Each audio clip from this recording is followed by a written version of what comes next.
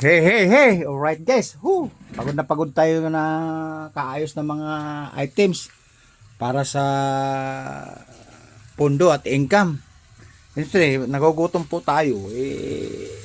May niluluto po tayo na favorite. Alright?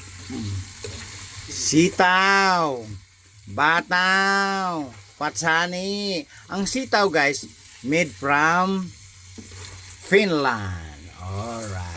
Tapos, may sahog po siyang malalaking hiwa ng Narni chicken made from Timberland. Alright. Okay?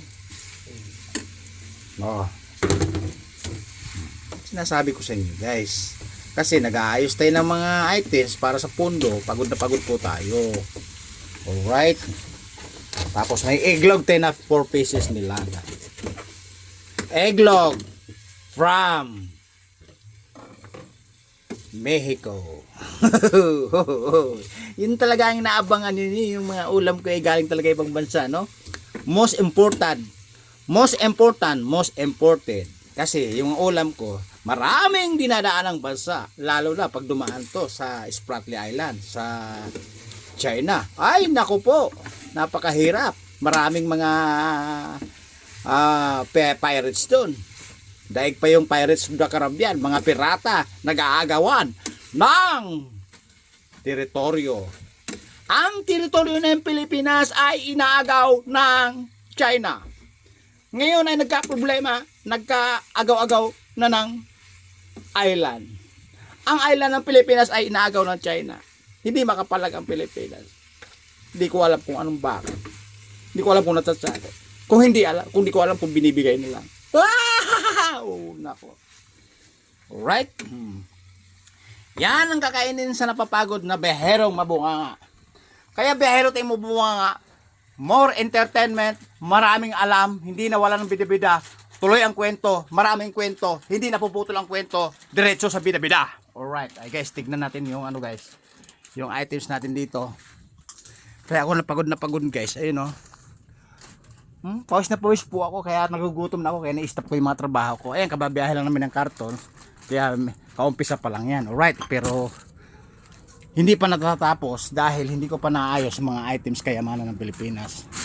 Alright, ayun o, sa hunda-hundahan, punong-puno. Alright, ito pa sa street bike. Okay, ayun pa yung single namin guys, dumating yung estudyante ko. Ayan, parami na naman yung plastic, matatamakan na naman yung mga bisikleta kung pinarentahan ng araw. Alright, aabot na naman hanggang bubong yan. Ayan guys, may nabibili kami bagong single ha. For rotation pa, pang renovation po yan. Nako, pang 10 motor po yan.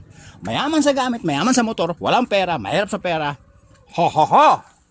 Pero hindi kami nangungutang sa Bombay. Sacrifice own para may kita income every day. Alright? Back to the kitchen, dirty kitchen. Ang sarap ng merienda mo ah. Ayoko pang yayamanin yan. Mahirap lang ako. Pang yayamanin, laki-laki niyan, hindi ko kaya ubusin. Alright guys, ako nagugutom na kasi ako. Kaya babalikan natin yung nilolocho natin. Alright. Masusunog na.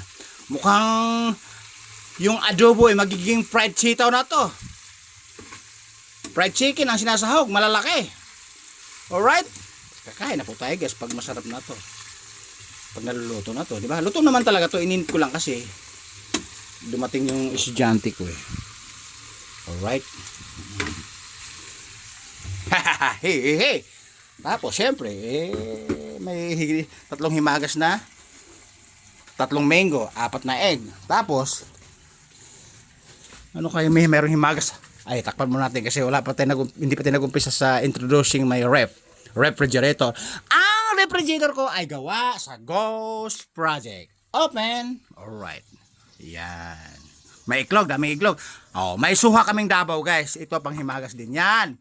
Pang dessert pagkatapos kumain. Alright. Suhang Davao. Alright. Wala nang bansa na binabanggit ko kasi Davao lang yan. Alright.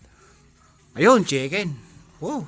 Tapos introducing may pangalawang freezer na gawa sa 4 barrel. Open up, sirs. Wow, hey! Open downstairs. Hehehe! Oo! Hehe! Alright. Guys, nagugutom na po ako kung ano na sinasabi ko.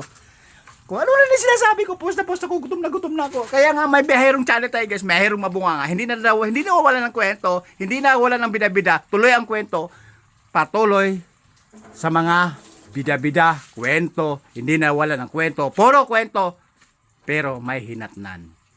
Dahil may kahinatnan, gutom na ako, ibababa ko na dahil magsasandok na po ako. Ay, ito na po yung rice namin na gawa sa dinurado, 65 isang kilo, lakit-lakitan, malakit, nakakain kahit walang ulam. Alright. Bababa ko na guys, sasandok na ako. Hindi ko na isusu sa inyo kung paano ko sumubo, paano ko kumain. Baka kayo ay magutom din. Alright? Babu. Woo! Woo! Woo!